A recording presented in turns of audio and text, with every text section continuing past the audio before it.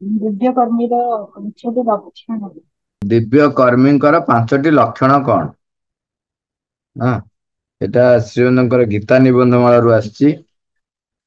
ହଁ, ହଁ, ଶ୍ରୀଅନ୍ଦ କହୁଛନ୍ତି, ଏକରେ ହଉଛି କର୍ତ୍ତାର ଅଭିମାନ ଶୂନ୍ୟ।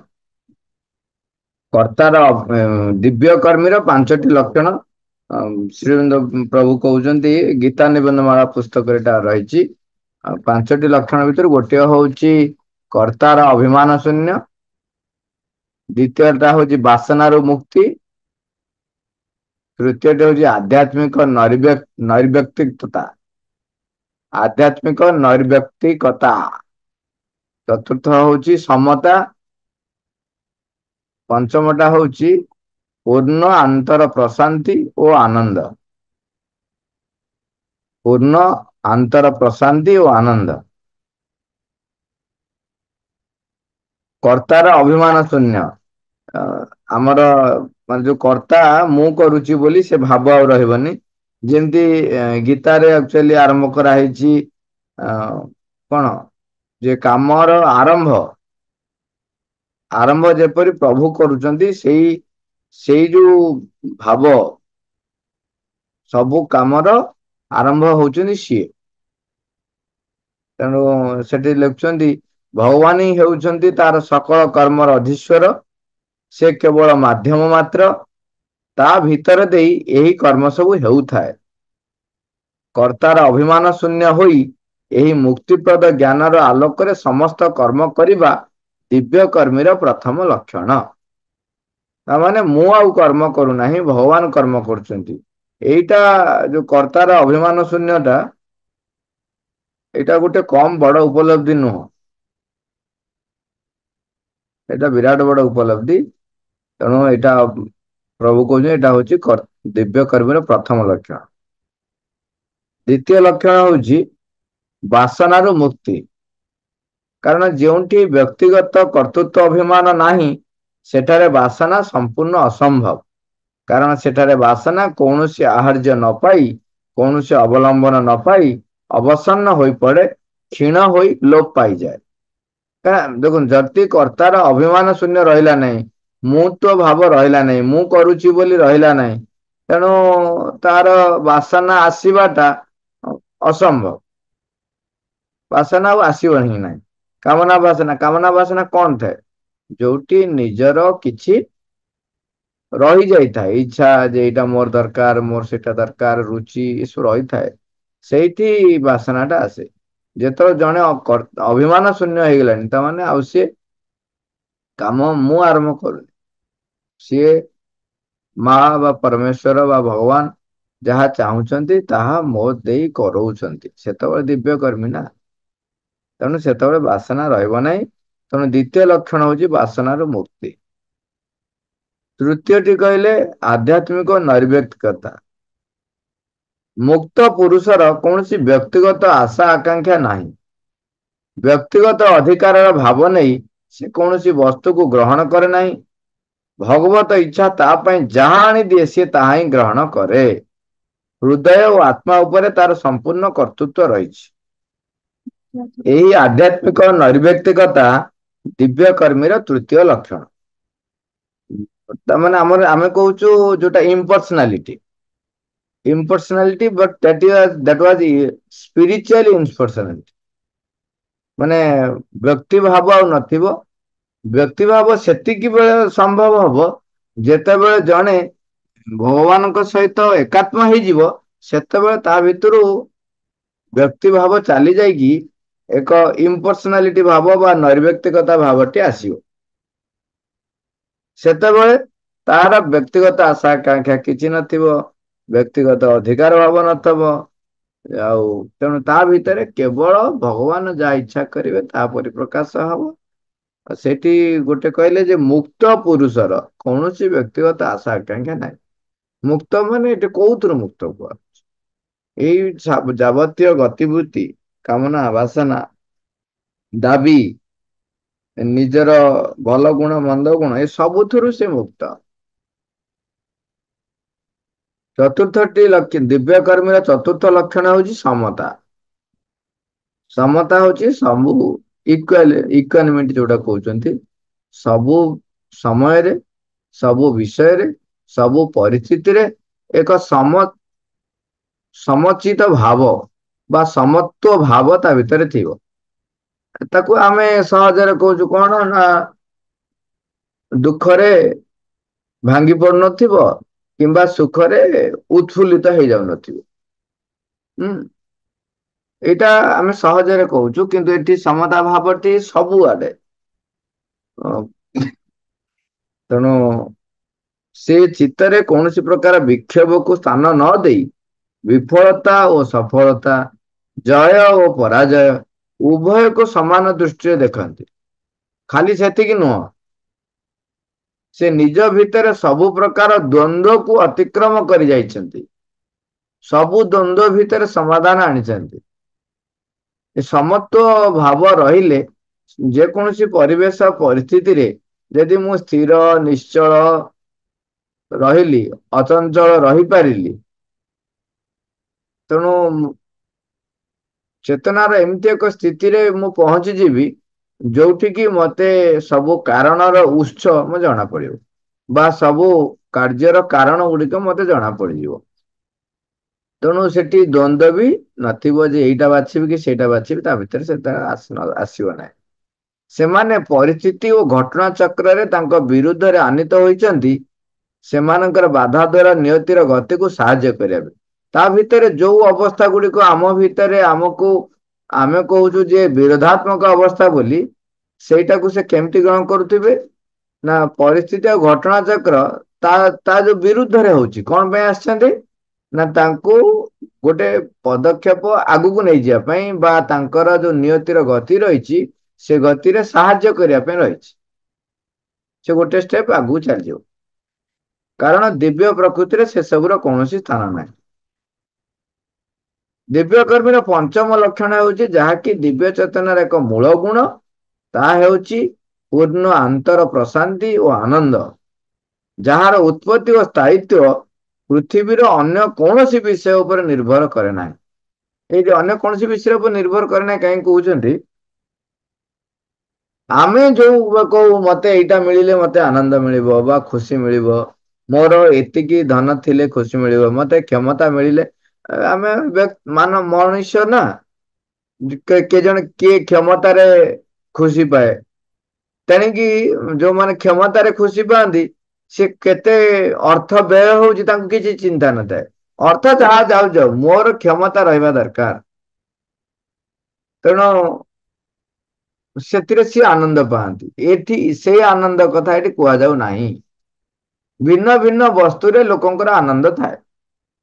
ଯେମିତି କ୍ଷମତା ଗୋଟେ କଥା କହିଲି, କାହାର ଧନରେ ଥାଏ, କାହାର ସୁନାରେ ଥାଏ।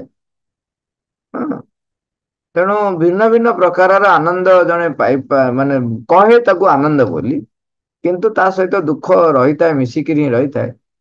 ତେଣୁ ଏଠି କହୁଛନ୍ତି ପୂର୍ଣ୍ଣ ଆନ୍ତର ପ୍ରଶାନ୍ତି ଓ ଆନନ୍ଦ। ପ୍ରଶାନ୍ତି ଆଉ ଆନନ୍ଦ ସେଟା ଅନ୍ତରରୁ ସ୍ୱତଃସ୍ଫୂର୍ତ ଭାବରେ ସେ ଭାବ ଆସୁଛି, ଯୋଉଟା କି ପୃଥିବୀର କୌଣସି ବିଷୟ ଉପରେ ନିର୍ଭର କରେ ନାହିଁ। ଏ ଦେଖନ୍ତୁ, ଯାହାର ଉତ୍ପତ୍ତି ଓ ସ୍ଥାୟିତ୍ୱ, ଉତ୍ପତ୍ତି ମାନେ କାହା ଗୋଟେ କୋଉ କାରଣ ସକାଶେ ନୁହଁ, ସ୍ଥାୟିତ୍ୱ ମାନେ ଯୋଉ ରହିବ, ଆନନ୍ଦଟାର ଅବସ୍ଥା ଟା ରହିବା।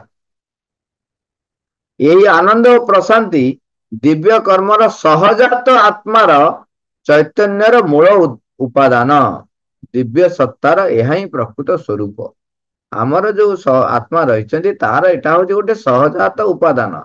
ସ୍ୱତଃସ୍ଫୂର୍ତ୍ତତା ଆମେ ଯୋଉ କଥା ହଉଛନ୍ତି, ସେଇଟା ସହଜାତ ଉପାଦାନ। ଏଟା ଆମର ଚୈତ୍ୟ ସତ୍ତାର ଏଇଟା ହଉଛି ନିଜସ୍ୱ ଗୁଣ। ସାଧାରଣ ଲୋକ ତାର ଆନନ୍ଦ ପାଇଁ ବାହ୍ୟ ବିଷୟ ଉପରେ ନିର୍ଭର କରେ, କିନ୍ତୁ ଏହା କୌଣସି କିଛି ଉପରେ ନିର୍ଭର ନ କରି ସର୍ବଦା ପରିତୃପ୍ତ ହୋଇ ରହିଥାଏ, ନିତ୍ୟ ତୃପ୍ତ, ନିରାଶ। କାରଣ ଏହାର ଆନନ୍ଦ, ଏହାର ଦିବ୍ୟ ସ୍ୱସ୍ତି, ଏହାର ସୁଖ ଓ ପ୍ରସନ୍ନ ଜ୍ୟୋତି ସବୁ କିଛି ଅନ୍ତରରେ ନିତ୍ୟ ବିରାଜମାନ, ତାହାର ନିଜର ଅଙ୍ଗୀଭୂତ।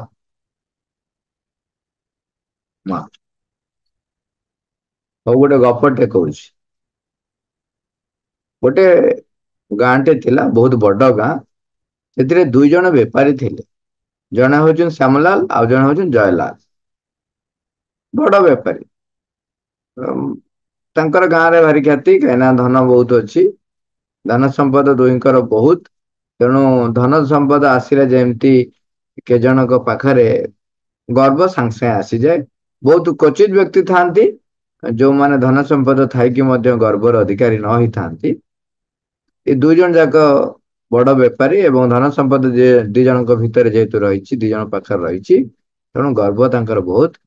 ଆଉ ଜଣେ ଅନ୍ୟ ଜଣଙ୍କୁ ସହାୟ କରିପାରେ ନାହିଁ। ତାଙ୍କ ଗାଁ ବାହାରେ ଗୋଟେ ବଡ ପୁଷ୍କରିଣୀ ଅଛି। ତା ପାଖରେ ଗୋଟେ ବଡ ବରଗଛଟେ ଅଛି। ଗାଁ ବାହାରେ ଯୋଉ ବଡ ପୁଷ୍କରିଣୀଟେ, ସେ ତା ପାଖରେ ଗୋଟେ ବଡ ବରଗଛ ଅଛି। ସେ ବରଗଛ ଗଛ ମୂଳରେ ଜଣେ ସାଧୁ ଆସି ଦିନେ ଦେଖିଲେ ଯେ ଜଣେ ସାଧୁ ଆସି ବସିଛନ୍ତି। ଲୋକ ତ ସମସ୍ତେ ତାରି ଉପରେ ନିର୍ଭର କରନ୍ତି ଯେ କୋଉଠୁ କଣ ମିଳିବ। ତେଣୁ କାହାର କଣ ଆବଶ୍ୟକ ପାଇଁ ଲୋକ ପହଞ୍ଚିଲେ ଏବଂ ସାଧୁ ଯାହାକୁ ଯାହା ଦରକାର ଦେଲେ। ଏବଂ ଏମାନେ ବି କିଛି ଫଳମୂଳ ପ୍ରସାଦ ତାଙ୍କୁ ନେଇକି ଭେଟି ବି ଦେଲେ। ଶ୍ୟାମଲାଲ ଯଦିଓ ଧନୀ, କିନ୍ତୁ ଯାହାର ଯେତେ ଧନ ଥାଏ ସେତେ ଆଉ ଧନର ଆଉ କ୍ଷମତାର ସେ ସବୁ ଆଶା କରନ୍ତି। ତେଣୁ ସେ ଆଉ କିଛି ନୂତନ କିଛି ଆଶା ନେଇ ଅପେକ୍ଷା କରି ରହିଥାନ୍ତି କେତେବେଳେ ଫାଙ୍କା ହବ ସେତେବେଳେ ବାବାଜୀଙ୍କ ପାଖକୁ ଯିବେ। ଯେତେବେଳେ ସନ୍ଧ୍ୟା ହେଇଗଲା, ଲୋକ ସମସ୍ତେ କିଏ କୁଆଡେ ପଳେଇଲେ। ଯାହାର ଯାହା ଥିଲା ଆଉ କେହି ନାହାନ୍ତି, ପୁରା ଫାଙ୍କା। ସିଧା ଗଲେ ସାଧୁଙ୍କର ଗୋଡତଳେ ଲମ୍ବ ହେଇ ଦଣ୍ଡବତଟେ ପକେଇଦେଲେ। ଏତେ ଭକ୍ତିର ସହିତ ନମସ୍କାର ଟେ ଯେହେତୁ ପାଇଲେ, ତେଣୁ ସାଧୁ ପଚାରୁଛନ୍ତି ତୁମର କଣ ସମସ୍ୟା ଅଛି? ତୁମର ଦେହ ଖରାପ ନା କୌଣସି ମାନସିକ କ୍ଲେଶ ଅଛି? ଆଉ ଟିକେ କହୁଛି ମହାରାଜ, ଆଉ ମୋର ଦେହ ତ ଠିକ ଅଛି, କିନ୍ତୁ ଗୋଟେ ମାନସିକ କ୍ଲେଶ ଅଛି ବୋଲି ମୁଁ ଭାବୁଛି। ଆଉ ମୋର ଏଇ ମାନସିକ ଯୋଉ କଷ୍ଟ ବା ଯନ୍ତ୍ରଣା ଯୋଉ ପାଉଛି, ତାର କାରଣ ହଉଛି ଜୟଲାଲ। ଆଉ ସେ ଜୟଲାଲ ଭାରି ଈର୍ଷାଳୁ।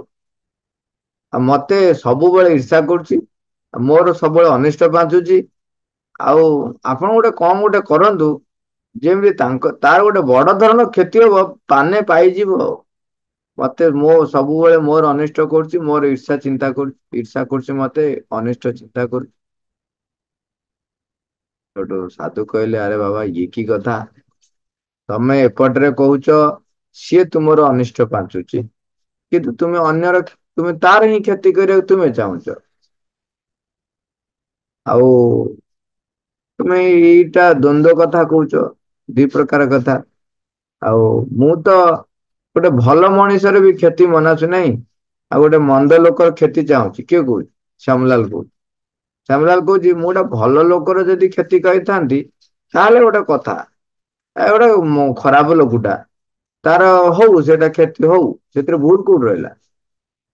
ସାଧୁ ସେଠୁ ଶୁଣିଲେ, ନୀରବରେ କିଛି ସମୟ ବସିଲେ, ଆଖି ବୁଜିଲେ, ଧ୍ୟାନସ୍ଥ ହେଇଗଲେ।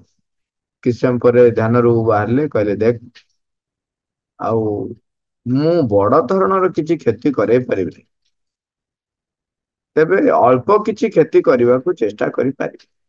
ତୁ ମତେ 1000 ଟଙ୍କା ଦେଇପାରିବୁ? 1000 ଟଙ୍କା ଯଦି ଦବୁ, ତାହେଲେ ମୁଁ କିଛି ଚେଷ୍ଟା କରିବି, ଆଉ ଅଳ୍ପ କିଛି କ୍ଷତି କିନ୍ତୁ କରିବି। ଶ୍ୟାମଲାଲ କହିଲା, ଯାହା ହଉ, ଅଳ୍ପ ହଉ ବହୁତ ହଉ, କ୍ଷତି ତ ହବ। ଗଲା, ସାଙ୍ଗେ ସାଙ୍ଗେ 1000 ଟଙ୍କା ଆଣି ଦେଇଦେଲା। ସାଧୁ କହିଲେ, ଆଉ ଗୋଟେ କାମ କର, ଯେମିତି ହେଲେ ଜୟଲାଲ କାନରେ ତୁ ମତେ ଭେଟି ଦେଇଥିବା କଥା ତା କାନରେ ଟିକେ ପକେଇ ଦେଇଥିବୁ। ତାହେଲେ ଯାଇକିରି ତା ଉପରେ ମୋ ମନ୍ତ୍ର ଟା କାମ କରିବ। ତାମାନେ ସାଧୁ ତାଙ୍କୁ କହୁଛନ୍ତି, ତୁ ଗୋଟେ କାମ କରିବୁ, ଯେ ତାକୁ ତା କାନରେ ଯେମିତି କଥାଟା ପଡିବ, ସେ ବ୍ୟବସ୍ଥା ଟା କରିଦବୁ। ଯେ ତୁ ମତେ ଭେଟି ଦେଇଛୁ, ମତେ ଭେଟିଛୁ, ଖାଲି ତା କାନରେ ଟିକେ ପକେଇଦେ, ତାହେଲେ ମୋ ମନ୍ତ୍ର ଟା କାମ କରିବ।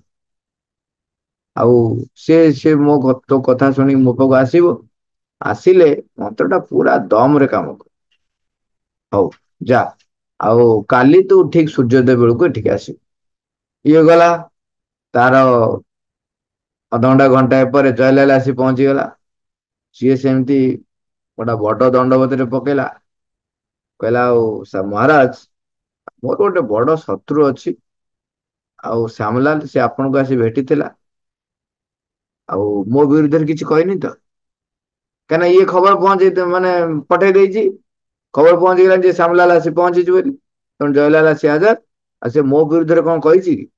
ସାଧୁ ଅଳ୍ପ ହସି କହିଲେ, ସିଏ କଣ କହିଲା ନ କହିଲା ତମର କଣ ଯାଏ ଆସେ? ତମେ କଣ ଚାହୁଁଛ କୁହ? ସେଠି କହୁଛି, ନା ମହାରାଜ ବୁଝିଲେ ସାଧୁ ବାବା, ସେ ଲୋକଟା ଭାରି ଦୁଷ୍ଟ, ବଡ ଦୁଷ୍ଟ। ତାକୁ ଗୋଟେ ଉଚିତ ଶିକ୍ଷା ଯଦି ଆପଣ ଦିଅନ୍ତେ ତାହେଲେ ଭଲ ହୁଅନ୍ତା। ଆପଣ କିଛି କରିପାରିବେ? ସାଧୁ ପୁଣି ଆଖି ବୁଜି ଧ୍ୟାନସ୍ଥ ଟିକେ ସମୟ ହେଇଗଲେ। ତାପରେ ଧ୍ୟାନରୁ ବାହାରି କହିଲେ, ବାପା ଆଉ ଗୋଟେ ବ୍ୟବସ୍ଥା କରିହବ, କିନ୍ତୁ 1000 ଟଙ୍କା ତୁ ଦେଇପାରିବୁ ଯଦି ତାହେଲେ କିଛି କରିହବ। ନା 1000 ଟଙ୍କା? ସାଙ୍ଗେ ସାଙ୍ଗେ ସେଠୁ ତା ଚାକରକୁ କହିଲେ ଯେ ସାଙ୍ଗେ ସାଙ୍ଗେ ଆଣି 1000 ଟଙ୍କା ଧରି ପହଞ୍ଚିଗଲେ। ତା କହିଲେ ଠିକ ଅଛି, ଆଉ କାଲି ସୂର୍ଯ୍ୟୋଦୟ ବେଳକୁ ଆସିବ।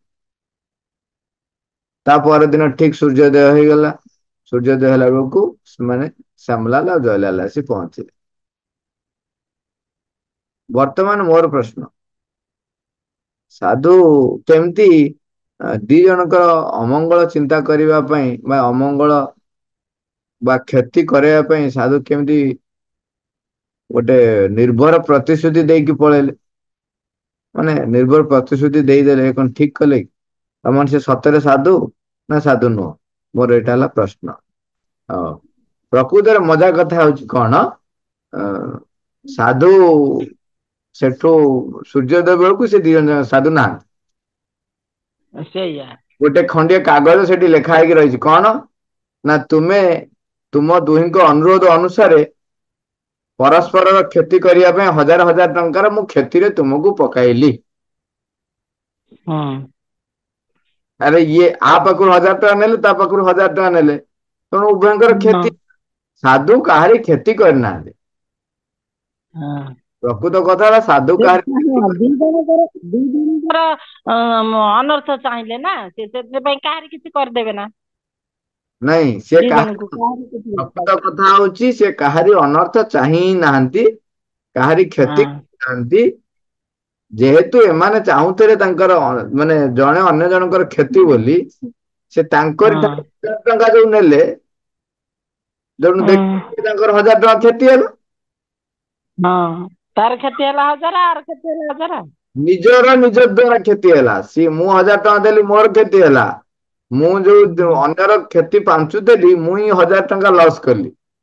ସିଏ ବି ଯୋଉ ଆସିଲେ 1000 ଟଙ୍କା ଦଉଥିଲା, ସିଏ ବି 1000 ଟଙ୍କା ଲସ୍ କଲା। ତେଣୁ ଏଇଠି ଯୋଉ କହନ୍ତି ନା, ଯେ ପାଞ୍ଚେ ପରର ମନ୍ଦ ତା ମନ୍ଦ ପାଞ୍ଚନ୍ତି ଗୋବିନ୍ଦ। ହଁ। ଗାତ ଖୋଳିଥାଏ ସେଇ ଗାତରେ ନିଜେ ପଡେ। ଅନ୍ୟର କ୍ଷତି କରିବା ପାଇଁ ସେ ଯୋଉ ଚାହୁଁଥିଲା, ନିଜେ ହିଁ ନିଜେ ନିଜେ କ୍ଷତି ହେଲା ଦି ଜଣଙ୍କର ଆଉ। ହୁଁ। ହୁଁ। ତେଣୁ ଏଠି ଏଇ ଗୋଟେ ମାନେ ସିମ୍ବଲିକାଲି କୁହାଯାଇଛି, ଏଥିରେ ସାଧୁଙ୍କର କିଛି ଦୋଷ ନାହିଁ। ସାଧୁଙ୍କୁ କେବଳ ହଁ। ଗୋଟେ ମାଧ୍ୟମ ଭାବରେ ଆମେ ବ୍ୟବହାର କରୁଛୁ।